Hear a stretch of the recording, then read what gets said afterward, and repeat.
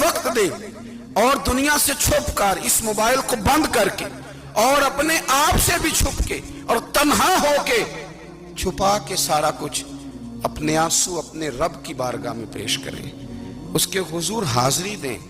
سنو نا ترمذی کی حدیث، اور اسے یاد رکھنا، نبی پاک علیہ السلام نے فرمایا اپنے دکھ لوگوں کے سامنے نہ بیان کرنا، سیٹھوں نوابوں کو نہ بتاتے پھرنا، دنیا داروں کے سامنے جا کے نہ رونا کہ میں تکلیف میں ہوں۔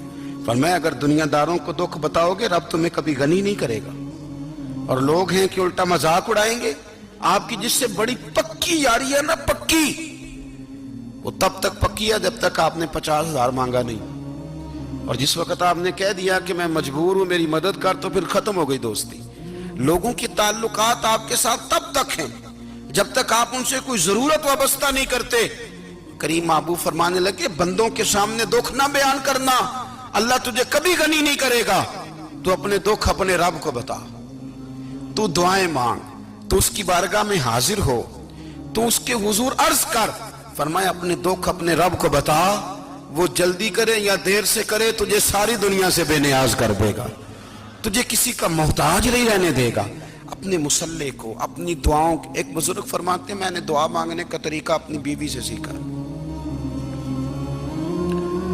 دعا مانگنے کا طریقہ اپنی، سیکھنے والے تو اپنے بچوں سے بھی سیکھ لیتے ہیں، سیکھنے والے تو ہر ایک سے سیکھتے ہیں۔ وہ کہتے ہیں میں نے دعا مانگنے کا سلیقہ اپنی بیوی سے سیکھا ہے۔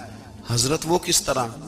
فرمانے لگے میری بیوی نے نا مجھے کوئی کام بتایا، کچھ پیسوں کی ضرورت کے لیے کہا، تو میں نے اسے کہا کہ بھئی ابھی میرے پاس نہیں ہے، کچھ دنوں میں آتے ہیں تو میں دے دوں گا۔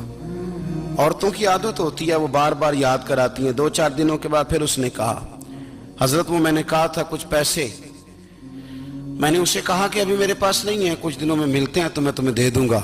اس نے کچھ دنوں کے بعد پھر کہا حضور وہ میں نے کچھ پیسے کہے تھے۔ فرماتے میں نے ڈانٹ دیا، میں نے کہا کہ کیا تو روز مجھے شرمندہ کرتی ہے، کہا نا میرے پاس نہیں ہے، ہوں گے تو دے دوں گا، تو روز یاد کراتی ہے۔ فرماتے ہیں اس نے پہلے تو میری ڈانٹ کو سہا، پھر میرے سخت جملوں نے اس کی آنکھوں میں آنسو پیدا کر دیے، پھر اس نے اپنے آنچل میں اپنے اس دکھ کو سمیٹا، اور پھر اس نے ایک جملہ کہا تو میں رو پڑا، اور مجھے اپنے رب سے مانگنے کا طریقہ آ گیا۔ مجھے کہنے لگی حضرت جی آپ نے ڈانٹ دیا میں نے سہ لیا، پر آپ ہی میرے شوہر ہیں، بتائیں نا آپ سے نہ کہوں تو میں کس سے جا کے کہوں۔ فرماتے ہیں میں رو پڑا، اور میں کھل کے رویا، اور میں تڑپ کے رویا، اور پھر میری سسکیاں بند گئیں۔ تو مجھے کہنے لگی آپ کو کیا ہوا؟ میں نے کہا مجھے بھی دعا مانگنی آ گئی ہے، جب میں اسے کہوں گا نا اللہ تو ہی میرا رب ہے، میں تجھ سے نہ کہوں تو میں کس سے جا کے کہوں، میں کیوں کسی بندے سے سوال کروں، میں کیوں کسی دنیا دار سے کہوں، میں تیرے بندوں کا، نیک بندوں کا وسیلہ لے کے، تیرے محبوب کی غلامی لے کے تیری بارگاہ میں آئیں، تجھ سے نہ مانگوں تو کس سے مانگوں؟ سمجھ آ گئی ہے جب میں اس رنگ میں مانگوں گا تو پھر رب میرے اوپر بڑا ہی فضل فرمائے گا، وہ میرے اوپر بڑی رحمت کرے گا، وہ میرے لیے آسانیاں کرے گا۔ عزیز دوستو ہم اس طرح کرنے لگ گئے ہیں کہ ہم نے نا اپنے تعلقات پر اعتماد کرنا شروع کر دیا ہے۔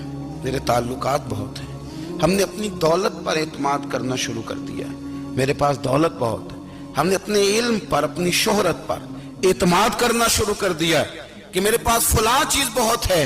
یاد رکھنا جب بے نیاز اپنی صفت بے نیازی دکھاتا ہے تو بڑی بڑی دولتوں والے مجبور نظر آتے ہیں۔ بھائیو جب انسان کا رشتہ اپنے مالک کے ساتھ ہوتا ہے پھر تو غم بھی کچھ نہیں کہتے، پریشانیاں بھی کچھ نہیں کہتی، پھر تو زندگی صبر والی، پھر تو زندگی توکل والی، پھر تو زندگی بھروسے والی، پھر انسان اپنے آپ کو رسوا نہیں کرتا، دنیا داروں سے امیدیں اس کی ختم ہو جاتی، امیدیں اللہ رسول سے لگا لیتا ہے، مضبوط ہو جاتا ہے، مضبوط، طاقتور ہو جاتا ہے، خوددار ہو جاتا ہے، باوقار باعزت ہو جاتا ہے۔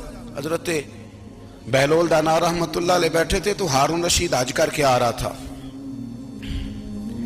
تو رستے میں حضرت شیخ سے ملاقات ہو گئی، تو السلام علیکم کے بعد کہنے لگا حضور کوئی حکم ہو تو بتائیے گا۔ تو حضرت بہلول دانا فرمانے لگے تیرا رب کون ہے؟ اس نے کہا اللہ۔ تو فرمایا میرا کون ہے؟ کہا اللہ۔ فرمانے لگے تو بڑا ہی بیوقوف ہے، کیا تو یہ سمجھتا ہے کہ رب ہارون رشید کو تو دے گا اور بہلول دانا کو بھول جائے گا؟ تیرا بھی وہی رب ہے، میرا بھی وہی رب ہے۔ اس نے اگر تجھے دے کے آزمایا ہے تو ہو سکتا ہے مجھے نہ دے کے آزما رہا ہو۔ جب اس کی حکمت کے تقاضے ہوں گے تو عطا کرے گا اور دے گا۔ تو جا اپنا کام کر بھائی، اپنی روحانی زندگی، اپنی عبادات، اپنے وظائف، اپنے روزمرہ کے معاملات، اپنی دعائیں، اپنا استغفار۔ دیکھو کوئی مشکل کام تو نہیں، 2 رکوع ہیں سورہ واقعہ کے، اگر رات کو پڑھ لی جائے تو۔ میں کس طرح یہ بات بیان کروں کہ تعویذ بانٹنا آسان ہے اور وظیفہ بتانا مشکل ہے؟ سارا دن تعویذ بانٹیں تو لوگ لینے کو تیار ہیں، اور اگر آپ وظیفہ بتائیں تو کہتے ہیں تو مشکل کام ہے۔ او خدا کے بندے، اگر آپ کا تعلق قرآن پاک کے ساتھ مضبوط ہو، قرآن پاک کے ساتھ اگر آپ کا رشتہ ہو، لوگ سفارشیں ڈھونڈتے ہیں نا دنیا میں، کوئی تعلق مل جائے تو میرا کام ہو جائے۔ دنیا میں اتنا مشکل معاملہ ہے، آخرت میں مجھے بتائیے گا کتنا مشکل معاملہ ہوگا۔ میرے نبی پاک صلی اللہ تعالی علیہ وسلم نے فرمایا، جو لوگ سورہ ملک پڑھا کرتے تھے نا، سورہ ملک، یہ سورت ملک قیامت میں ان کی سفارش کرے گی، اور اس طرح کرے گی کہ کہے گی اے اللہ یہاں اس بندے کو جنت میں داخل کر دے یا مجھے قرآن پاک سے علیحدہ کر دے۔ تو رب فرمائے گا جا اس کا دامن تھام کے اسے جنت تک پہنچایا۔ آپ بات کو سمجھیں، جب آپ کے تعلقات اپنے معاملات کے ساتھ مضبوط ہوں گے، یہ نبی کریم نے وعدہ کیا ہے کہ تو سورت واقعہ پڑھ، تیرے گھر میں فاقہ نہیں آئے گا۔ حضرت عبداللہ ابن مسعود رضی اللہ تعالیٰ عنہ بیمار تھے تو حضرت عثمان غنی رضی اللہ تعالیٰ عنہ تیمارداری کے لیے تشریف لے گئے، اور جا کر کے کہا کہ آپ بڑے بیمار ہیں، آپ کی بیٹیاں زیادہ ہیں، میں چاہتا ہوں کہ خزانے میں سے کچھ مدد کروں۔ تو سیدنا عبداللہ ابن مسعود رضی اللہ تعالیٰ عنہ اٹھ کے بیٹھ گئے اور کہنے لگے، امیر المومنین، اللہ آپ کو میری طرف سے، میری بیٹیوں کی طرف سے بہتر صلہ دے، میری بیٹیوں کو کسی خزانے کی ضرورت نہیں، میں نے انہیں خزانہ دے دیا ہے۔ کہا جناب آپ نے کون سا خزانہ دیا ہے، میں آپ کے مالی معاملات کو جانتا ہوں۔